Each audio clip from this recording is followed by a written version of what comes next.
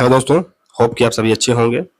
तो जो भी स्टूडेंट यूजीसी नेट की तैयारी कर रहे हैं उनके लिए एक बहुत ही अच्छी खबर निकल कर सामने आ रही है। तो अब आपको पीएचडी के लिए अलग से यूनिवर्सिटी टू यूनिवर्सिटी पेपर देने नहीं जाना पड़ेगा।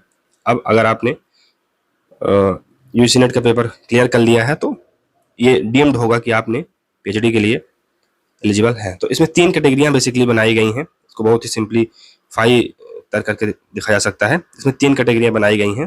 पहली कैटेगरी है जहां पर आपको जीआरएफ अवार्ड, अगर आपने जीआरएफ निकाल लिया, जीआरएफ क्लियर कर लिया तो जीआरएफ होगा। और आप असिस्टेंट प्रोफेसर, तो उसमें नेट तो रहता ही है, ठीक है। असिस्टेंट प्रोफेसर के लिए आप एलिजिबल ही हो जाते हैं, तो इसमें जीआरएफ भी रहेगा आपका और असिस्टेंट प्रोफेसर के लिए एलिजिबिलिटी भी रहेगी। और इसके साथ साथ आप पीएचडी के एडमिशन के लिए भी एलिजिबल हो जाएंगे।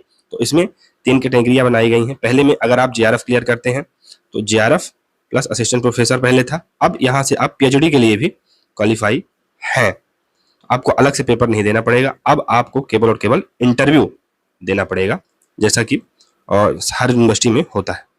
दूसरी कैटेगरी है अगर आप सिंपल नेट निकालते हैं तो इसमें आपको जीआरएफ तो नहीं मिलेगा सिंपल नेट में, लेकिन आप असिस्टेंट प्रोफेसर के लिए एलिजिबल हो जाते हैं।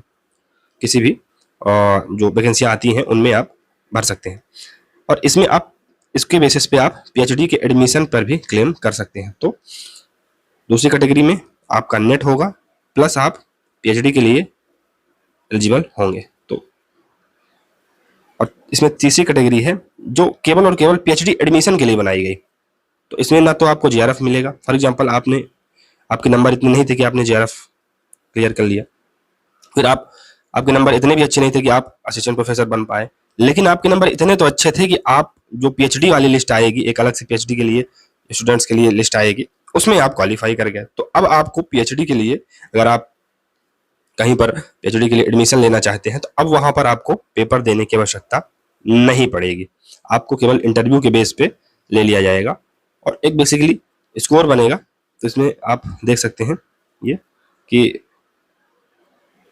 तो इसमें आप देख लीजिए कि जो भी छात्र जीआरएफ क्वालिफाई कर लेते हैं तो उन्हें पीएचडी प्रोग्राम में डायरेक्ट एडमिशन दे दिया जाएगा, प्रोवाइडेड कि वो इंटरव्यू अपना क्लियर कर लें। ये तो पहली कैटेगरी के हो गए। और जो भी स्टूडेंट दूसरी और तीसरी कैटेगरी में रहेंगे, सेकंड एंड थर्ड कैटेगरी में रहेंगे, तो उनका जब पेपर होगा या उनके पीएचडी में एडमिशन की प्रोसेस क्या रहेगी, तो उनका जो 70% वेटेज है उनके नंबर को दिया जाएगा कि उन्होंने क्या नंबर ऑब्टेन किया है, और इसमें जो 30% वेटेज है ये इंटरव्यू का दिया जाएगा। तो इसमें 30% वेटेज इंटरव्यू के लिए दिया जाएगा पीएचडी एडमिशन के लिए, और 70% वेटेज आपके किसको दिया जाएगा, टेस्ट स्कोर आपका क्या था उसके बेसिस पर आपको इसमें लिया जाएगा। और इसके साथ ही साथ दोस्तों, चलिए एक बार और इसको समझा देते हैं। तो बेसिकली ज़्यादा कुछ हुआ नहीं है।